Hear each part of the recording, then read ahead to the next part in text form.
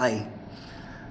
So, first reading on my channel, my new channel. I'm gonna read a short story from Flannery O'Connor.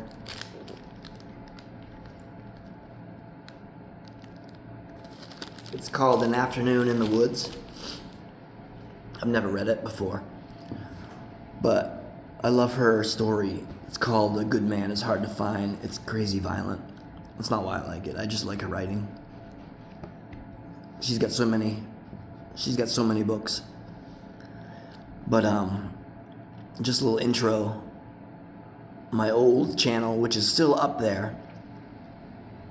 I can't remember if it's under my name, DQues, DQUES, or Like and Resolve. I think it's under Like and Resolve, LICHENRESOLVE. But I have to get 50 subscribers before I can do live streams, and that's what I'd like to do with these readings that I do. I like to do live streams so I can interact with the people who come into the chat or whatever. But and my email has changed. I can't get into my old email. They want that two-factor authentication thing, which is so stupid because they want you to do it with your phone that I don't have anymore. It broke. You would think they'd have some way around it, but they don't. I tried forever, and the people at T-Mobile tried too. So this is my new phone. It's the nicest phone I'll ever have. That's for damn sure. I'll be paying for it for 2 years. Or I guess technically they pay for it, but you're locked in for a 2-year contract. And if you quit, then you have to pay for it. Anyway, I'm gonna read this now. I got my readers. I got everything propped up. I have to work. I don't know what time it is. I wish I had a separate clock. It's on my list of things to get because I can't see the clock here. I see the timer, but I didn't make note. I could have made note too of what time I started, but I didn't. Oh, you know what I didn't grab is a dictionary. That's all right. I got a little notebook. I got a pen. I got you guys propped up here. This is an advertisement for these Pilot G2 gel pens. Every time I get other pens, I'm always like, why? This is the only pen that I really like. And the Microns. Those Micron pens are real good too for drawing fine lines and stuff. I don't have any on me right now. I bought this little marker. It's pretty cool. It's like a cheap knockoff Sharpie.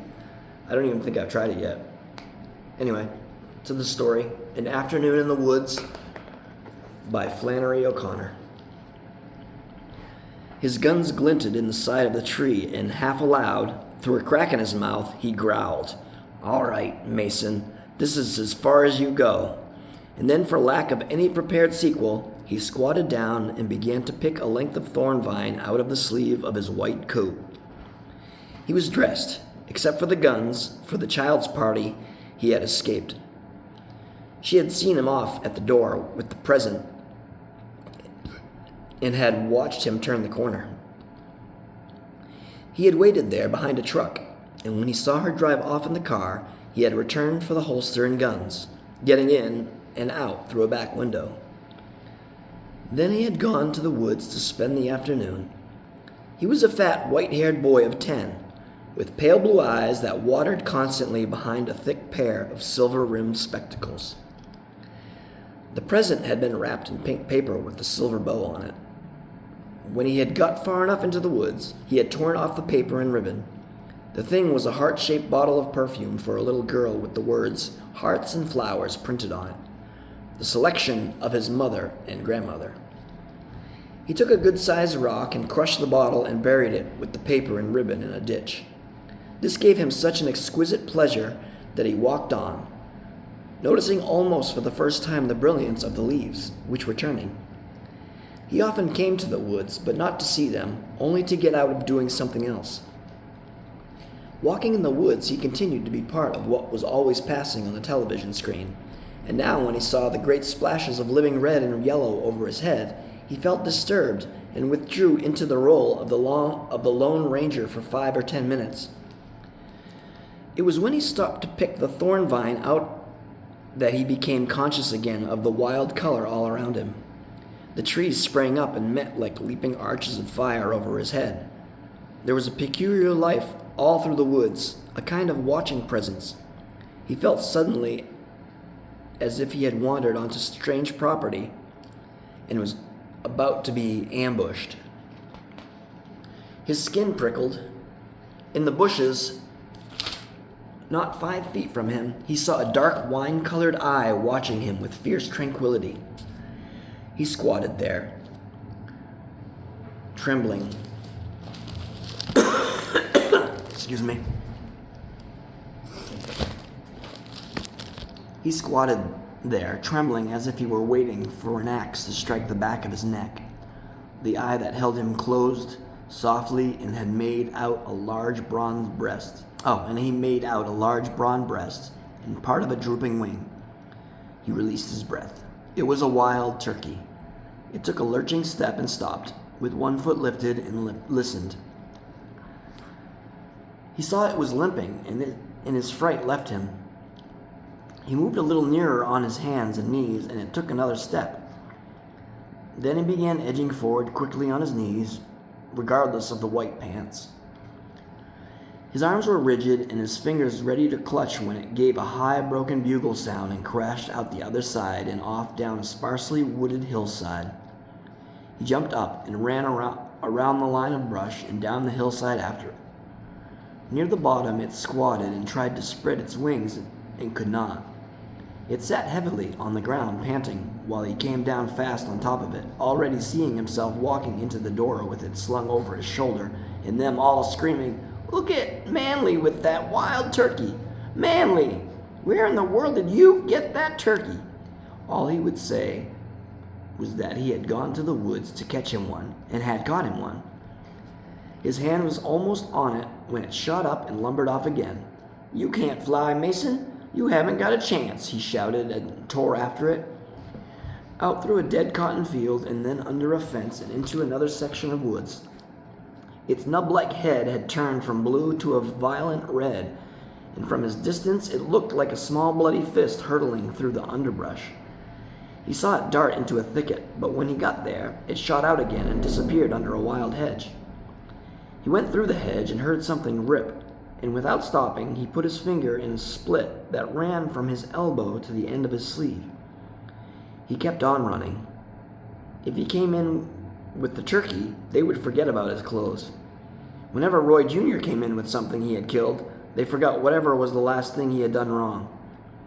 The time Roy Jr. killed the bobcat, they forgot that he had backed the car into the ice truck the day before. The turkey was running in a drunken zigzag not 30 feet away along the edge of a ditch. When the ditch ended, it slid under a hedge and fell forward on its neck. For a minute or two, he had the bird rested on either side of the bush, panting. He could see the tail through the leaves. Very cautiously, he reached forward and closed his hand around it. There was no movement from the turkey.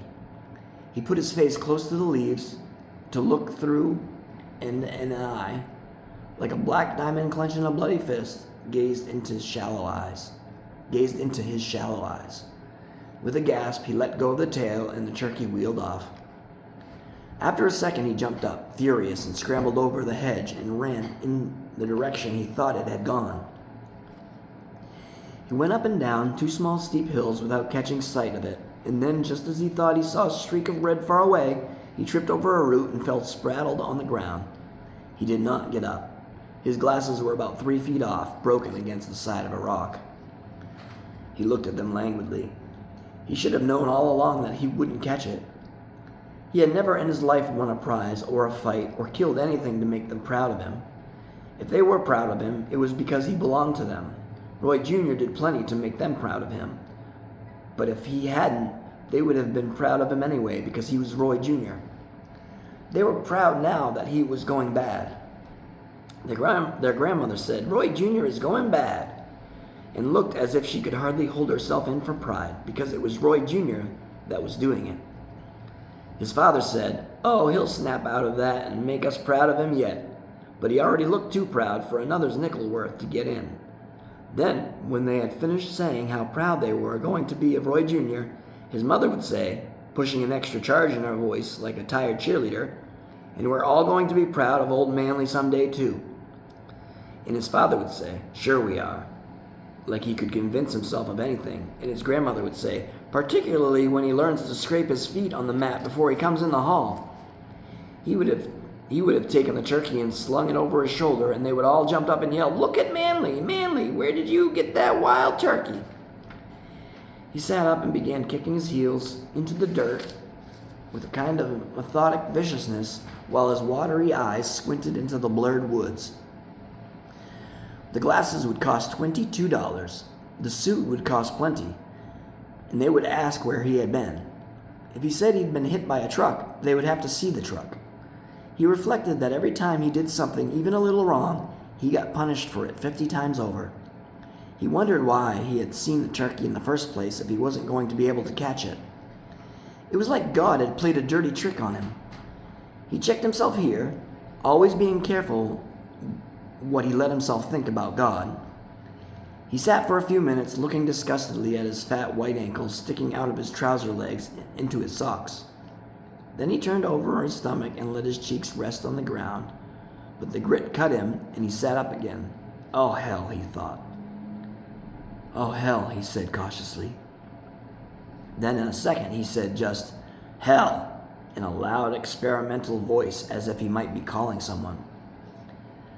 Then he said it like Roy Jr., said it with authority. Once Roy Jr. said, "God," and his grandmother had stomped after him and said, "I don't want to hear you say that again. Thou shalt not take the name of the Lord thy God in vain. Do you hear me?" But when Roy Jr. was out of the way, she had looked proud and said, "He's going through that stage," as if nothing could be better. "God," Manly said. He looked studiedly at the diamond-shaped piece of ground that his legs closed in. "God," he repeated. "God damn it," he said. He could feel his face getting hot and his heart beginning to thump aloud. "God damn it to hell," he said almost inaudibly. He looked over his shoulder, keeping his heart rather low and turning his eyes around slowly. "Good Father, good God, back the truck into the yard." I like that. "Good Father, good God, back the truck into the yard," he said, and began to giggle. His face was getting very red. "Our Father who art in heaven, shoot 'em 6 and roll 'em 7. He improvised, giggling helplessly. Boy, the old lady would smack his head in if she could hear him. God damn it, she'd smack his goddamn head in.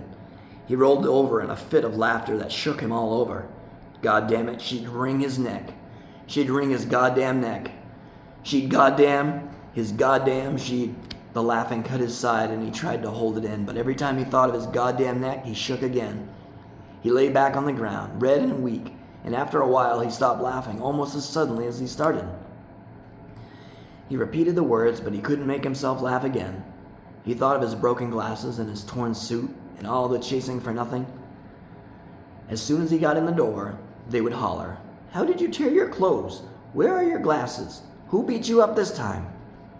He picked up the broken glasses and held them for a minute, a little out from him as if he were presenting them as evidence, and then he put them in his pocket and got up.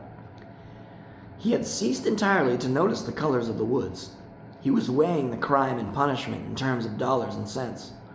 Against about $2 for the smashed present, there were $22 for the glasses and 15 or so for the suit.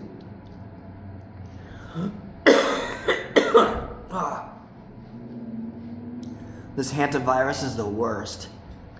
So much worse than COVID was.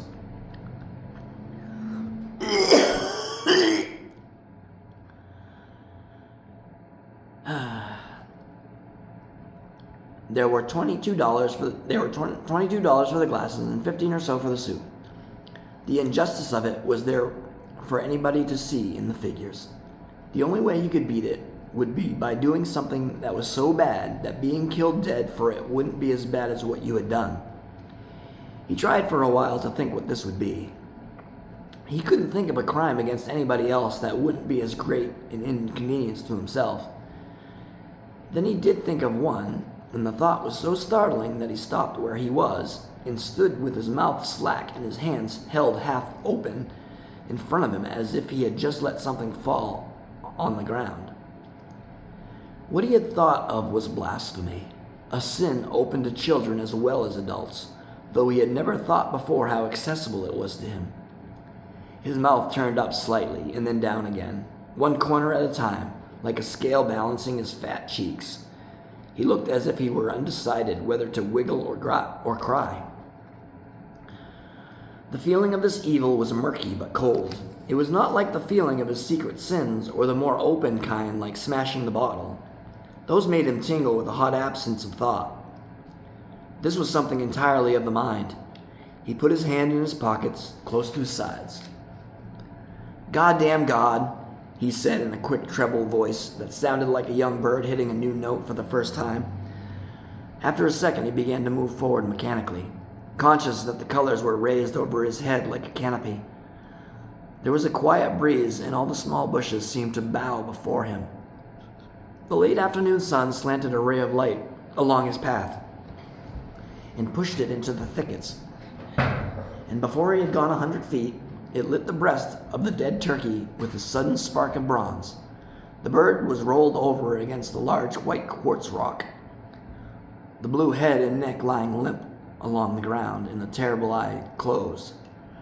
For a full minute he stared and did not move. Then he began to creep toward it. He was not going to touch it. He was certain that this was a trap. Why was it here now for him to take? He squatted down by it. The feathers on one side were blood-soaked, and he lifted the wing and saw the bullet hole just over the leg. The picture of himself walking in with it slung over his shoulder came back to him. He decided that it must weigh 20 pounds. It did not seem to be a trap. It was the same turkey, and it was dead and still warm. He began trying to decide what motive God could have if this were not a trap. He recalled the lost sheep and the prodigal son. And then an illuminating flash lit his dark brain. He had been going bad. Without knowing it, he had been going bad all the time, and this was a warning. This was God's way of saying that he wanted him on his side. It was not a trap. It was a bribe.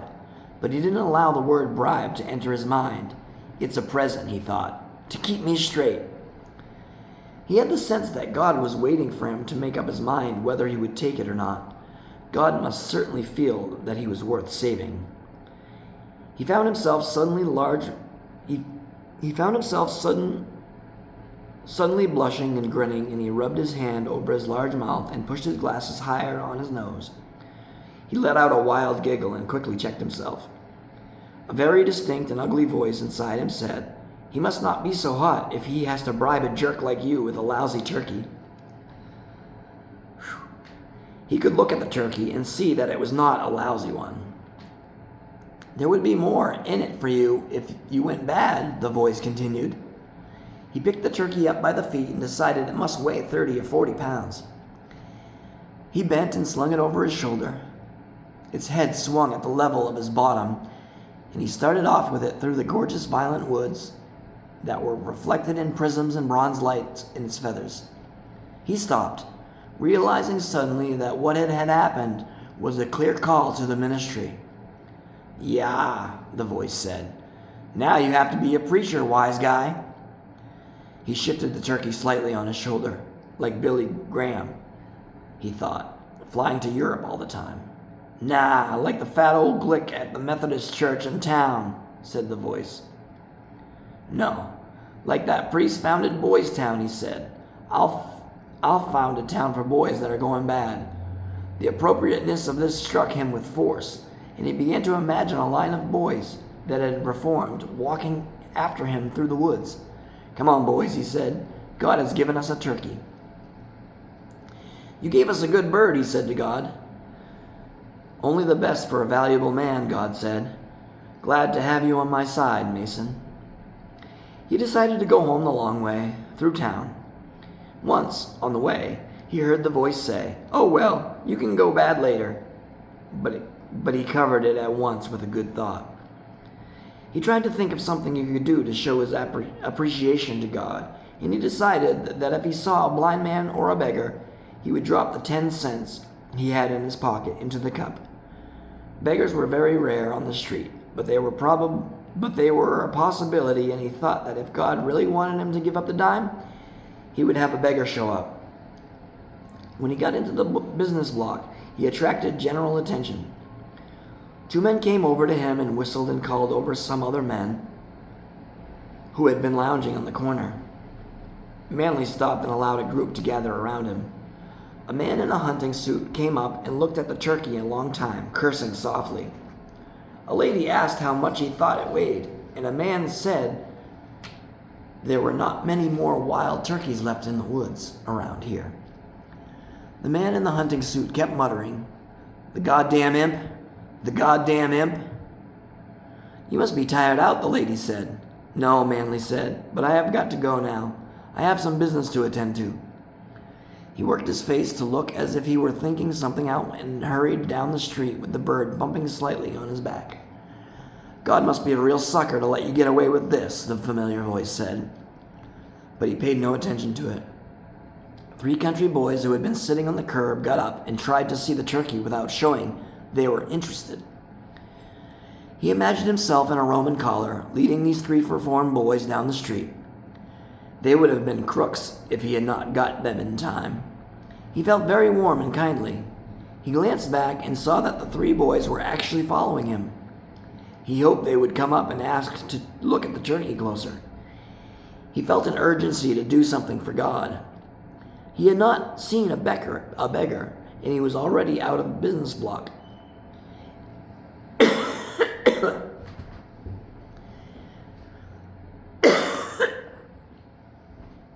He might see one before he got to the streets where people lived at. And if he did, he would give away the dime, even though they were hard to get. The country boys were still trailing along behind him. He thought he might stop and ask them if they wanted to see the turkey, but they were tenants' children, and sometimes tenants' children only stared at you. He thought he might found a town for tenants' children. He thought about going back through the business block to see if he might pass a beggar. Then he thought of praying that one show up. "Lord, let a beggar show up," he prayed suddenly. "Let one show up before I get home." "Testing him out, huh?" the voice asked. He had reached the streets where the houses began and where a beggar would not likely be found. The sidewalks were empty except for a few tricycles that had not been taken in.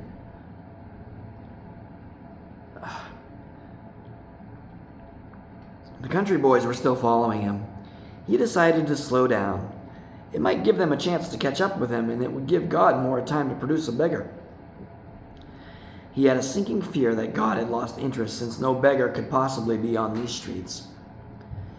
He guessed one wouldn't come.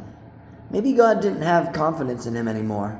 No, God did. "Lord, please send me a beggar," he implored. He squinted, his face rigid, and strained every muscle and said, "Please have one show up fast." The preacher said, "Knock, and it would be open to you. Ask, and you would receive." But he was afraid to open his eyes because he knew it wouldn't be that way. He knew there wouldn't be any beggar. He opened his eyes and saw Hetty Gilman turning the corner, heading in his direction. This was, so far, the greatest shock of his afternoon. She was walking rapidly toward him with her lopsided gait. She was an old woman who, people said, had more money than anyone else in town because she had been begging for 20 years. She sneaked into houses and would not leave until she got something, and she left with curses if she didn't get as much as she thought she ought. Manley walked faster. He took the dime out of his pocket so that he would have it ready as they passed. His heart was stomping up and down in his chest. She came on, a tall, long-faced old woman with a black coat and black pulled-down hat. Her face was the color of a dead chicken's skin, and they neared each other. As they neared each other, he stuck out his hand with the dime glinting on it, and her arm shot forward, and she snatched it off his palm with a razor-like scrape. Then her mouth cracked, and she gave him a voracious leer that said, "All the brat can spare is a thin dime." He hurried on, only conscious that a miracle had been performed for his sake.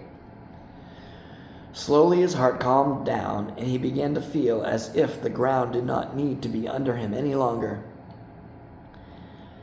He felt he could have walked on the water. Maybe, he thought, he would give all his money to beggars.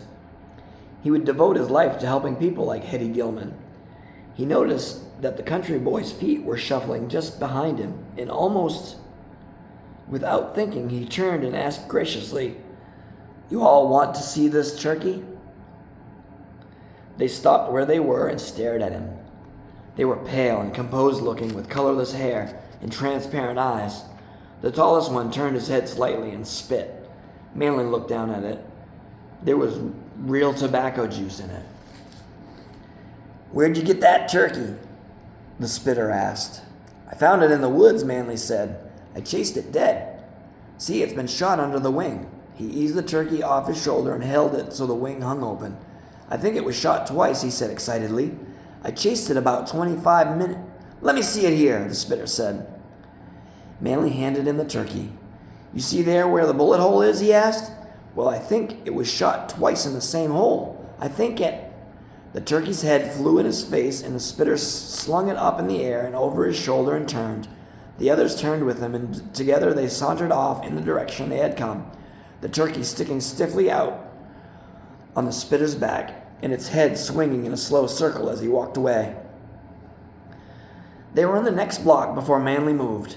Finally, he realized he could not even see them any longer. They were so far away. He turned toward home, almost creeping. He walked 4 blocks, and then suddenly, noticing that it was dark, he began to run. He ran faster and faster, and as he turned up the road to his house, his heart was running as fast as his legs, and he was certain that something awful was tearing behind him with its arms rigid and its fingers ready to clutch. So that was called An Afternoon in the Woods by Flannery O'Connor. It's a pretty thick book, wouldn't you say? I just picked that randomly. I've never heard of it. Now I'll try to upload it.